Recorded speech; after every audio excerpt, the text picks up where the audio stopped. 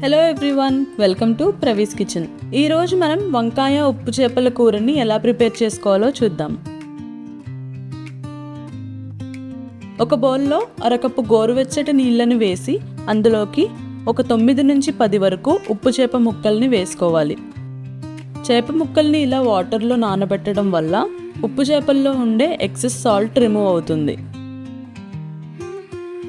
ఒక 4-5 నిమిషాలు నానిన తర్వాత ఒక నైఫ్ సహాయంతో పైన ఉన్న స్కిన్ని ఇలా స్క్రేప్ చేసుకోవాలి.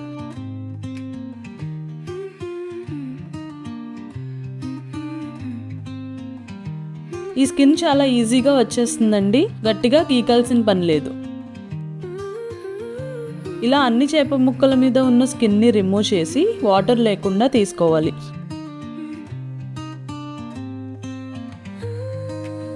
ఇప్పుడు ఒక కడాయిలో 2 టేబుల్ స్పూన్ల ఆయిల్ వేసుకుని వేడెక్కనివ్వాలి. ఆయిల్ వేడెక్కిన తర్వాత ఒక చిటికెడు పసుపుని వేసి స్ప్రెడ్ చేసుకోవాలి. ముందుగా క్లీన్ చేసి పెట్టుకున్న ఉప్పు చేప ముక్కల్ని తడి లేకుండా ఆయిల్లో వేసి 1-2 నిమిషాల పాటు అటు ఇటు ఫ్లిప్ చేసుకుంటూ వేపుకోవాలి. తడిగా ఉన్న చేప ముక్కల్ని నూనెలో వేసేస్తే నూనె చింది మీద పడే ఛాన్స్ ఉంటుందండి, కాబట్టి జాగ్రత్తగా వేసుకోవాలి.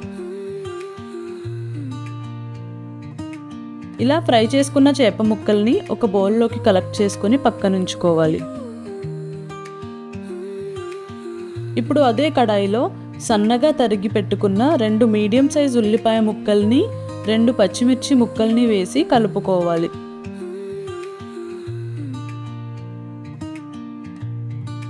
తర్వాత ఇందులోకి రుచికి సరిపడినంత సాల్ట్, చిటికెడు పసుపు వేసి వేగనివ్వాలి.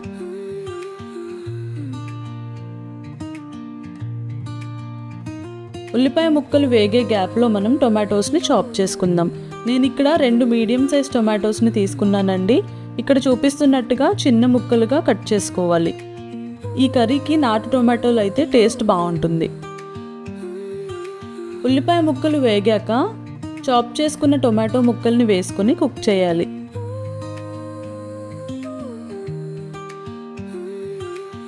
ఇప్పుడు ఒక బౌల్లో వాటర్ని తీసుకొని కొద్దిగా సాల్ట్ని మిక్స్ చేసి పెట్టుకోవాలి.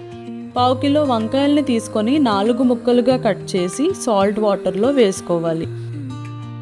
ఇలా సాల్ట్ వాటర్లో వేసుకోవడం వల్ల వంకాయ ముక్కలు చేదు రాకుండా ఉంటాయి, రంగు కూడా మారకుండా ఉంటాయి. టొమాటోలు మగ్గి గుజ్జులా అయిన తర్వాత సాల్ట్ వాటర్లో వేసుకున్న వంకాయ ముక్కల్ని వేసి కలుపుకోవాలి.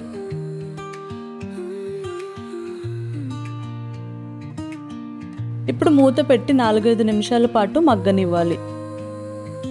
4-5 నిమిషాల తర్వాత మూత తీసి 1 టేబుల్ స్పూన్ కారం వేసి 2 నిమిషాల పాటు కలుపుకోవాలి.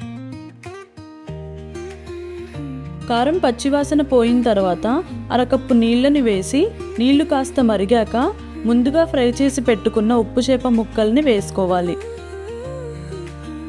తర్వాత మూత పెట్టి మరో 3-4 నిమిషాల పాటు కుక్ చేసుకుంటే చేప ముక్కలు కాస్త మెత్తబడి పులుసుని పీల్చుకుంటాయి. కన్సిస్టెన్సీ ఈ విధంగా ఉన్నప్పుడు స్టవ్ ఆఫ్ చేసుకుని సర్వ్ చేసుకుంటే వంకాయ ఉప్పు చేపల కూర రెడీ.